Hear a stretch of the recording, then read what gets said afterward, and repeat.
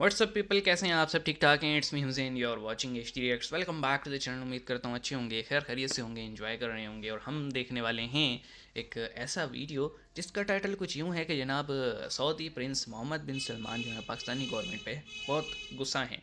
और जो वो एक इन्वेस्टमेंट करने वाले थे पाकिस्तान में रिफाइनरी के ऊपर, ऑयल रिफाइनरी पे, वो ये कह रहे हैं कि हटाओ इसको साइड पे, ये लोग एक काम सही से नहीं कर सकते तो क्या इन पे इन्वेस्ट करें।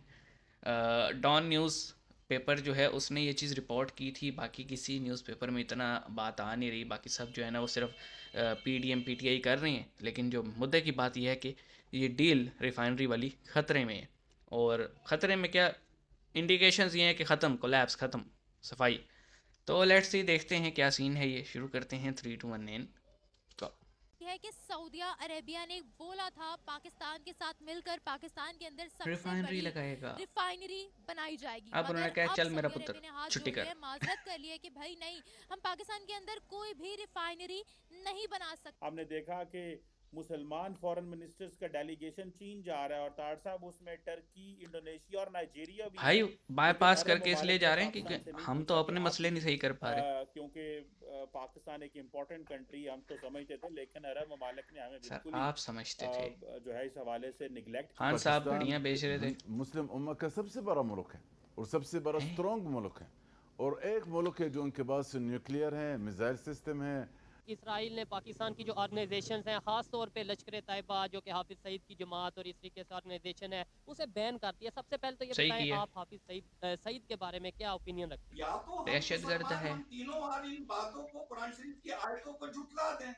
अगर झुठला देते हैं तो मैं साहब से एग्री कर लूंगा, और अगर नहीं झुठला सकते तो भाई हमारी मजबूरी है ये मानना कि जमीन के उस टुकड़े पर मुसलमानों से पहले कौन थे? बनी इजराइल थे। इंटरनेशनली हमारे आइसोलेशन के मंजरनामे हैं और डोमेस्टिकली हमारे किस तरह की बातें आ रही हैं तारड़ साहब, ये घरेलू किस्म की बातें पाकिस्तान के नेशनल पॉलिटिकल सीन पे हैं। देखिएगा ये क्या हो रहा है, आप जरा इसका अंदाजा लगाइएगा। क्या हो रहा है? ये क्या हो ऑस्ट्रेलिया रहा के मिनिस्टर हैं, ये जो गोलगप्पे खा रहे हैं ना सड़क के ऊपर, रोड के ऊपर खड़े होकर गोलगप्पे खा रहे हैं।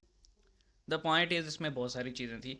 फर्स्ट वन वाज के सऊदी अरब ने कहा है कि भाई हमें कोई रिफाइनरी नहीं लगानी। उसकी वजह है रेकोडेक, आपको पता है पाकिस्तान में गोल्ड माइन है बलूचिस्तान में।